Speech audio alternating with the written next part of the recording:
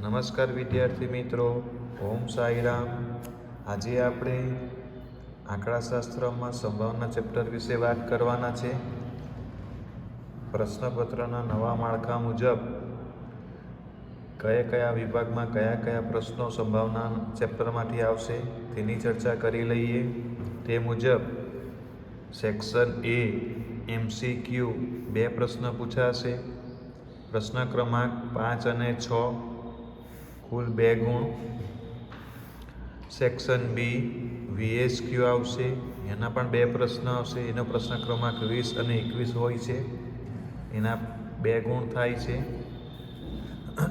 ત્યારબાદ section C theory હોઈ શકે અથવા દાખલો હોઈ શકે, 1 પ્રશ્ન પૂછાય છે. ક્રમાંક નંબર 36 છે, એના પણ 2 ગુણ આવશે. સેક્શન ડી ટૂંકા દાખલા આવશે, એવા 3 પ્રશ્ન આવશે, જેના ક્રમાંક છે 47, 48 અને 49. ટોટલ 9 ગુણ આપણે આવે છે, આમ 15 થયા. અહીંયા એક પ્રશ્ન જે છે એક વધારાનો પ્રશ્ન થાય છે, જે 3 ગુણનો પ્રશ્ન બને છે. આમ તો કુલ ભારાંક એના 12 છે, પરંતુ આંતરિક વિકલ્પ સાથે ગણતરી કરતાં એના 15 ગુણ થાય છે, એટલે 12 ગુણ આમ તો ભારાંક આપ્યો છે. આંતરિક વિકલ્પ આપવામાં આવ્યા છે, તેની સાથે એના 15 ગુણ થાય છે. તો ચાલો વિદ્યાર્થી મિત્રો, હવે આપણે સંભાવના ચેપ્ટરની ચર્ચા કરીએ. ટેક્સ્ટબુકની અંદર પેજ નંબર 14 ઉપર સ્વાધ્યાય 1.1માં પહેલો દાખલો, નીચે જણાવેલા યાદચ્છિક પ્રયોગ માટે નિર્દેશ અવકાશ લખો એમ કહેવામાં આવે છે. સ્વાધ્યાય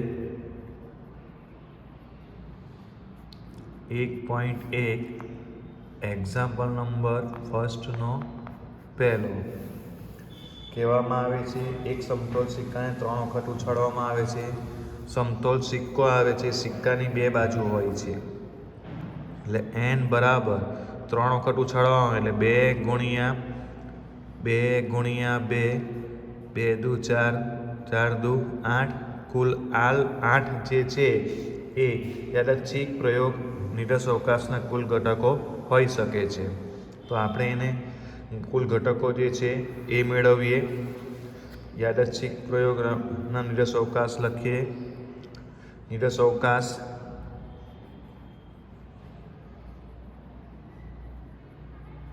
બરાબર યોગ બરાબર H 8 થવા જોઈએ. H T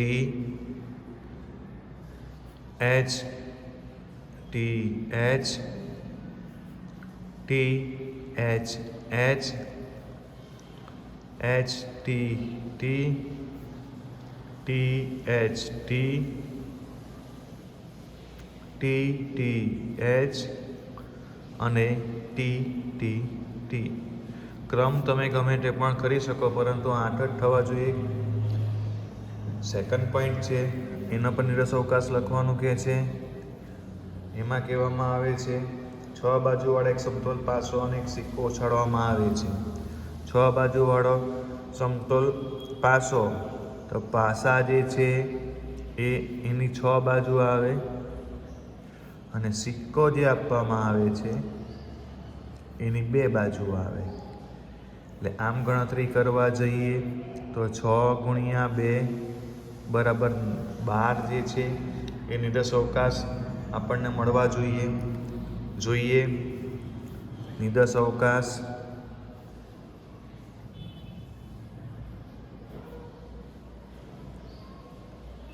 બરાબર યોગ બરાબર સિક્કાની બાજુ આપણે જોઈએ છે તો H અને T આવતી હોય છે, જ્યારે પાસાની બાજુ હોય છે 1, 2, 3, 4, 5 અને 6. બધા એક સાથે આની સાથે ગણતરી કરીશું તો H1 H2 H3 H4 H5 H6. નીચે જોઈએ T1 T2 T3 T4, T5, T6. હવે પ્રશ્ન નંબર 1માં ત્રીજું, ABCDE એમ 5 વ્યક્તિઓ આપવામાં આવે છે, તેમાંથી 2 વ્યક્તિની પસંદગી કરવાનું કહે છે. A, B, C, D અને E. 5માંથી 2ની પસંદગી થઈ ગઈ. 2ની પસંદગી. કુલ બનાવ 5 છે, તેમાંથી 2ની પસંદગી એટલે 5C2 આપણે કહેવામાં આવશે. એટલે 5C2 બરાબર 5 ગુણ્યા 4 અને 2 ગુણ્યા 1 બરાબર 10 મળશે. પસંદગી કરીએ. નિદર્શ,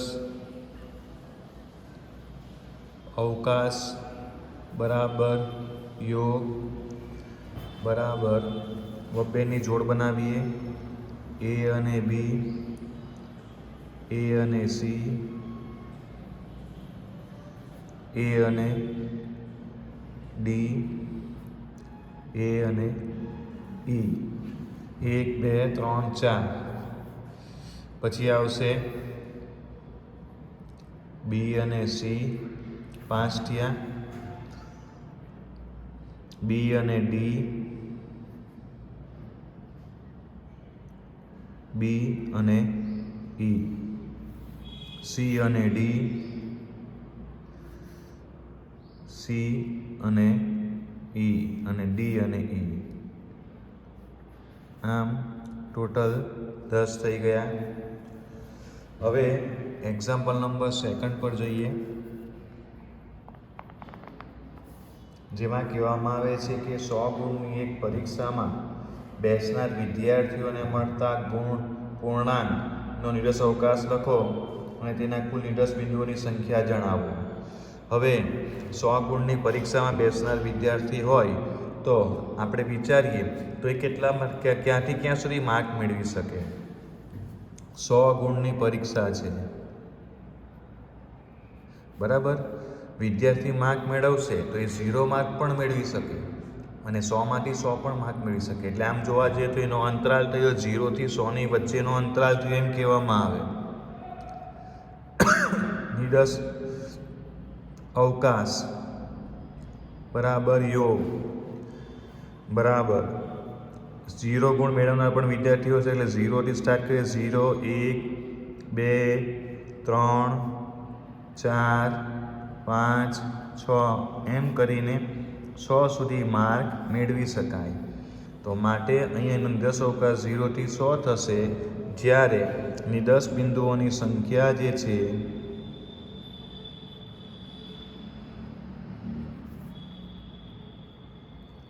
આ 0 આવશે વત્તા 0 થી 100 એટલે ટોટલ આ 100 વત્તા 0, સોરી અહીંયા 1 થી 100 આપણે ગણતરી કરીશું.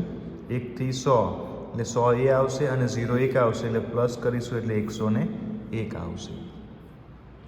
આમ નિદર્શ બિંદુઓની સંખ્યા મળી. ત્યાર પછી એક્ઝામ્પલ નંબર 3 પર જઈએ,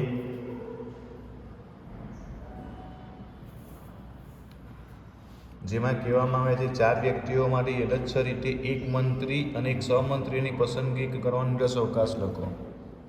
કુલ 4 વ્યક્તિ છે,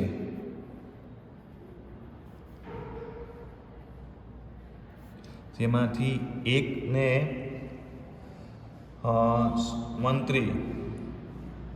એક મંત્રી અને એક સહમંત્રી. હવે સમજો કે 4 વ્યક્તિમાંથી પહેલી તો પસંદગી મંત્રીની થવાની છે, બરાબર છે. તો આપણી પાસે 4 છે, એમાંથી એકની પસંદગી કરવાની આવવાની છે. તો કુલ આપણે વાત કરીએ મંત્રીની પસંદગી કરીએ ત્યારે આપણી પાસે 4 વિકલ્પ છે.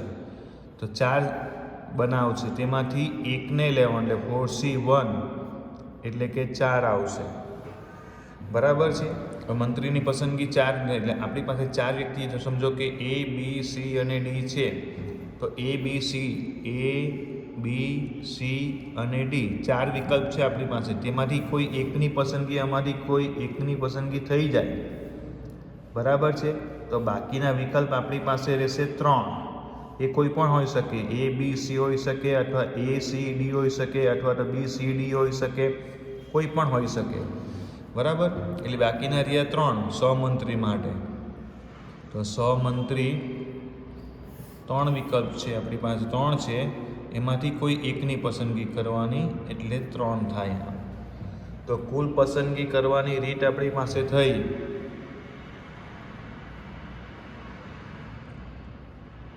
કુલ પસંદગી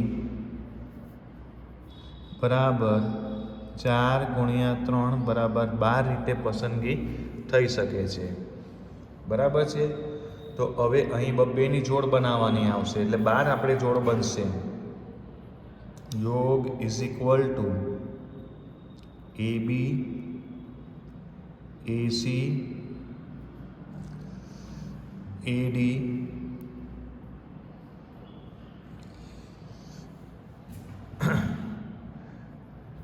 પછી BA, BC, BD, પછી CA, CB, CD, પછી DA, AB, DC.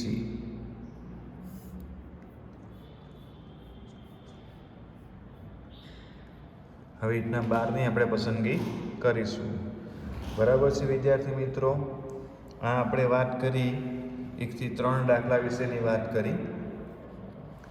બીજા દાખલા જે છે નિરસ અવકાશના, એ તમારે જાતે કરવાના રહેશે. જેમ કે ચોથો દાખલો કહેવામાં આવે છે તેની ચર્ચા કરી દઈએ. નવા દાખલા જે હશે તેની ચર્ચા કરી દઈએ. કહેવામાં આવે છે એમાં કે એક યાદચ્છિક પ્રયોગમાં જ્યાં સુધી છાપ મળે ત્યાં સુધી એક સમતોલ સિક્કો ઉછાળવામાં આવે છે. જે પ્રયત્ન વખતે છાપ મળે તે પ્રયોગ પૂરો કરી દેવામાં આવે છે. તો આ પ્રયોગના નિરસ અવકાશ લખો અને શાંત છે કે અનંત તે જણાવો. હવે સિક્કાની 2 બાજુ આવતી હોય છે. Example number 4. સિક્કાની બાજુઓ H અને T. એમ કહેવામાં આવે છે કે આપણે સિક્કો ઉછાળીએ છીએ. ચલો પ્રથમ વખત સિક્કો ઉછાળ્યો, પ્રથમ પ્રયત્ન, આપણને H મળ્યો, ટાર્ગેટ પૂરો થઈ ગયો, પ્રયોગ સંપૂર્ણ કરી દેવામાં આવે છે. બીજા પ્રયત્નમાં એની અંદર આપણને H નથી મળતો પણ T મળે છે, એટલે ફરીથી પાછો ઉછાળીએ છીએ, તો આપણને ત્યારે H મળ્યો, તો એ ટાર્ગેટ પૂરો થઈ ગયો. ત્રીજા પ્રયત્નની વાત કરીએ, એમાં પણ પહેલી વખત ઉછાળી એટલે T મળે છે, ફરીથી ઉછાળ્યો પાછો આપણને T મળે છે, અને ફરી ત્રીજી વખત ઉછાળીએ તો આપણને H મળે છે. આ પ્રયોગ પૂર્ણ થઈ ગયો. ચોથા પ્રયત્નની અંદર પણ આપણે પહેલી વખત ઉછાળીએ એટલે T મળ્યો, એટલે કાટ, ફરીથી પાછો T મળે છે, ફરીથી પાછો T મળે 3 વખત, અને પછી આપણને છાપ મળે છે. એટલે અહીંયા પ્રયોગ સંપૂર્ણ કહેવામાં આવે. એટલે આમ જોવા જઈએ તો આયુ જે છે એ અનંત વખત ચાલતી એક પ્રક્રિયા છે. એટલે આપણે ક્વેશ્ચનમાં કીધું છે કે શાંત છે કે અનંત, આ એ અનંત હોઈ શકે છે. માટે આપણે જો એનો નિરસ અવકાશ લખવો હોય તો પહેલાં આપણને H મળી ગયો, TH, TT, H, TT, TH. આવી રીતના અનંત વખત જઈએ છીએ તેવી રીતે આપણને પ્રયોગ મળશે, એની કોઈ ગણતરી થઈ શકે એમ છે નહીં.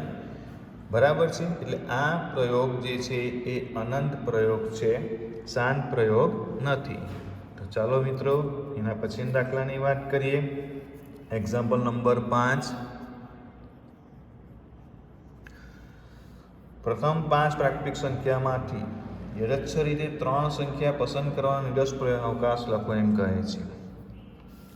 પ્રથમ 5 પ્રાકૃતિક સંખ્યા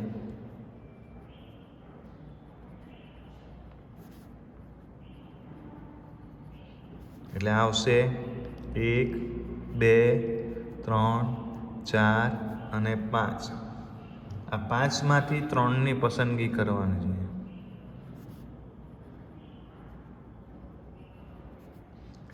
આપણી પાસે કુલ બનાવ જે છે 5 છે, એટલે 5C3 આવશે.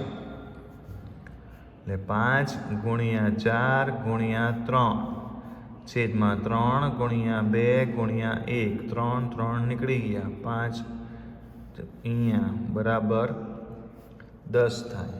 હવે તમારે 3ની આની અંદર જોડ બનાવવાની આવશે. બરાબર છે, જેના આપણે નિરસ અવકાશ લખીએ. યોગ ઇઝ ઇક્વલ ટુ 1, 2, 3 1, 2, 4 1, 2, 5. હવે 2ને કાઢી નાખીએ. 1, 3, 4 1, 3, 5. હવે 3ને કાઢી નાખીએ. 1, 4, 5. હવે અહીંયાથી સ્ટાર્ટ કરીએ. 2, 3, 4 2, 3, 5. 3ને કાઢીએ. 2, 4, 5 અને છેલ્લે 3ને લઈએ. 3, 4, 5.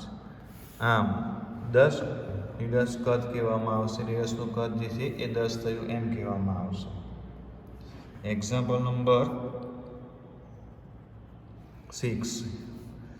એક સંખ્યા પસંદ કરવાના યાદચ્છિક પ્રયોગનો નિરસ અવકાશ યોગ આપણને આપવામાં આવે છે. તો એ યોગની આપણે અંદર અત્યાર સુધી યોગ બનાવતા હતા. હવે દાખલામાં યોગ આપવામાં આવે છે અને તેની પરથી કેટલીક ઘટનાઓ આપણે લખો એમ કહેવામાં આવે છે. તો અહીંયા આપણને યોગ બરાબર 1, 2, 3 એમ કરીને 20 સુધી યોગ આપવામાં આવે છે. પોઈન્ટ નંબર ફર્સ્ટ કહેવામાં આવે છે, પસંદ કરવામાં આવેલ સંખ્યા યુગ્મ સંખ્યા હોય. યુગ્મ સંખ્યા પસંદ કરેલ સંખ્યા અયુગ્મ હોય. તો અયુગ્મ સંખ્યા એટલે કે એકી સંખ્યા, જેને આપણે ઘટના કહેવામાં આવે છે કે આપણે કોઈ પણ લખી શકીએ ઘટના A1, A2, A3 અથવા તો A, B, C. તો આપણે એને ઘટના A તરીકે સંબોધશું. એનો આપણે વાત કરીએ તો 1 થી 20માં એકી સંખ્યા જે છે તે લખીએ તો આવશે 1, 3, 5, 7, 9, 11, 13, 15, 17, 19. પોઈન્ટ નંબર સેકન્ડ, એમાં આપણને કહેવામાં આવે છે કે પસંદ કરવામાં સંખ્યા 3 વડે વિભાજ્ય હોય. પસંદ કરેલ સંખ્યા 3 વડે વિભાજ્ય હોય, જેને આપણે ઘટના B તરીકે જોશું. હવે 3 વડે આપણે વિભાજ્ય 3 વડે ભાગી શકાય તે રીતે આપણે વાત કરીએ તો 1 થી 20માં 3 વડે ભાગી શકાય એટલે 3નો ઘડિયો આવે તે જોઈ લેવાનું. 3 × 3, 3 × 6, 3 તાલી 9, 3 ચોક 12, 3 પચામ 15, 3 છંગ 18 ને 3 સતામ તો 21 થાય, પરંતુ આપણે તો 20 સુધી જ સંખ્યા આપી છે એટલે 21ની ઉપર જવું નહીં. પોઈન્ટ નંબર 3 કહેવામાં આવે છે, પસંદ કરવામાં આવેલી સંખ્યા 2 અથવા 3 વડે વિભાજ્ય હોય. 2 અથવા 3 વડે પસંદ કરેલ સંખ્યા 2 અથવા 3 વડે વિભાજ્ય હોય, જેને આપણે ઘટના સી તરીકે વાત કરીશું. 2 અને 3 વડે એટલે 2 ગુણ્યા 3 બરાબર 6. એટલે 2 વડે પણ વિભાજ્ય હોય અને 3 વડે પણ વિભાજ્ય હોય. આગળ જતાં 6 વાળું કામ લાગશે, પણ અહીંયા તો 2 ની પણ આપણે લખવાની આવશે અને 3 ની પણ લખવાની આવશે. બરાબર છે. 3 ની તો ઉપર લખેલી જ છે, આપણે 2 ની લખી દઈએ અને પછી બંનેને ભેગા કરી દઈએ. પહેલાં 2 ની લખી દઈએ. 2 4 6 8 10 12 14 16 18 અને 20. બરાબર છે. આ 2 વડે વિભાજ્ય લખી નાખી. હવે 3 વડે વિભાજ્ય આવતી હોય, જે ઉપર આવી ગઈ હોય, આમાં આવી ગઈ હશે એટલે પાછું રિપીટ નહીં કરીશું. 3 6 આવી જાય છે, 9 નથી આવતો, 9 12 આવી જાય છે, 15 નથી આવતા એટલે 15 લખીએ, ને 18 આવી જાય છે. એટલે આટલી સંખ્યા 2 અને એના વડે 3 વડે વિભાજ્ય હશે. ચલો વિદ્યાર્થી મિત્રો, આજના માટે આટલું આપણે કામ કર્યું. કાલે ફરીથી પાછા નવા દાખલા સાથે મળીશું. ઓમ સાંઈ રામ.